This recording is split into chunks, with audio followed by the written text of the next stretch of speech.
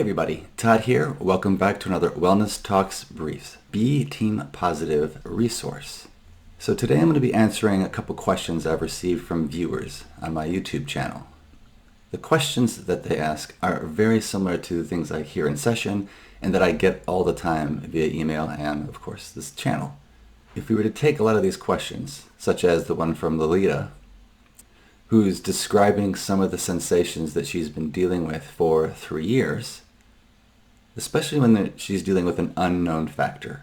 This happens quite a bit in the early stages and can take a long time for the doctors to finally figure out what's going on. And so it's hard to, what do we do? How do we handle that certain level of uncertainty during a time, the initial diagnosis phase?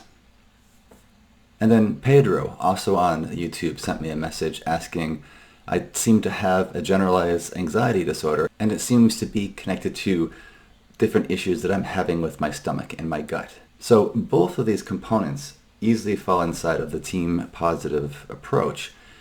And first we want to check the facts. We want to get out there and find all the information that we can. It sounds like that's actually what's been done. But what do we do in the interim? And then what do we do when they say it's inconclusive? Because that's also possible too. I have worked with plenty of chronic illness patients who have something going on, but they haven't been able to figure out what it is. And then of course, a lot of times this gets pushed back to, it's all in your head. Well, it might be, but that doesn't change your experience of what's going on. Now, the underlying component that I hear often, if we go just below the surface, is a question of how do I get rid of this sensation? So we could take all the stuff that we've been talking about then, and I've talked about this before, the pain of presence, what I'm actually dealing with. And then if we go underneath that, there's also the pain of absence, the thing which we no longer feel like we have access to. And how do we move in that direction if we're constantly focusing on the pain of presence, especially when that pain of presence has origins unknown? It may not seem very fair, and I've heard that often as well. This is not fair.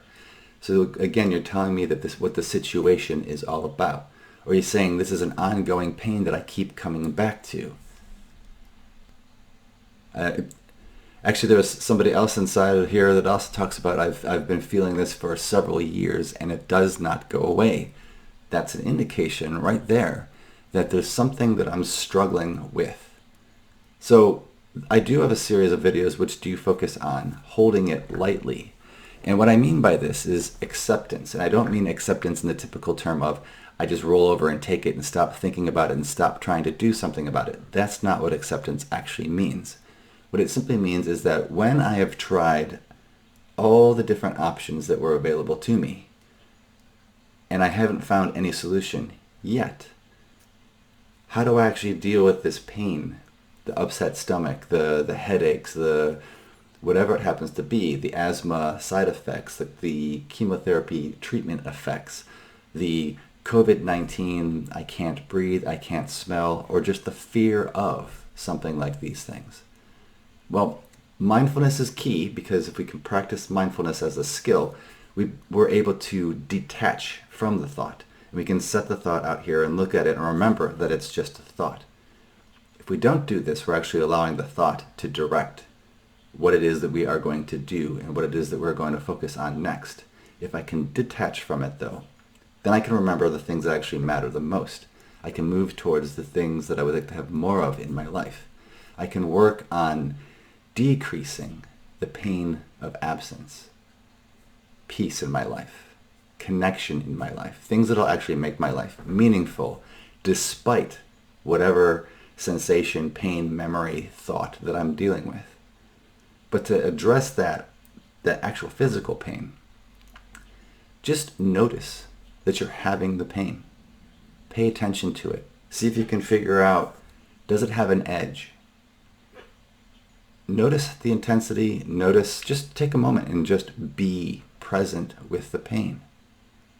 And there is a certain amount of letting go, that there's nothing right now in this moment I can do to deal with this. This may sound counterintuitive. A lot of times people are like, so you want me to go into it? And the strange thing is, and this is my own personal experience as well, yes, I'm asking you just to sit with it for a moment. Notice it. Notice how it prompts you to behave.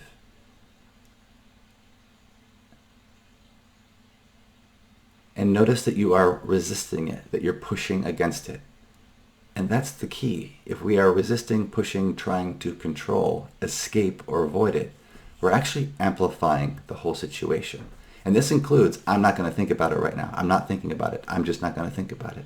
What we've found is when we do that, we're still thinking about it. We're thinking about not thinking about it, which means we're still thinking about it, which means that we're actually firing all the neurons in the brain, and neurons that fire together wire together.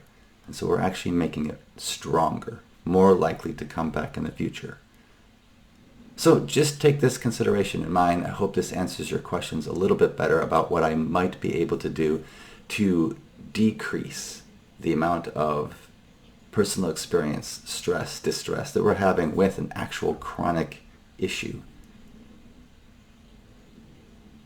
And be sure to go ahead and check out other videos to help support this. If this didn't answer your question quite how you like, please let me know, and I will do my best to be more concise in the next one. Until next time, may you be well.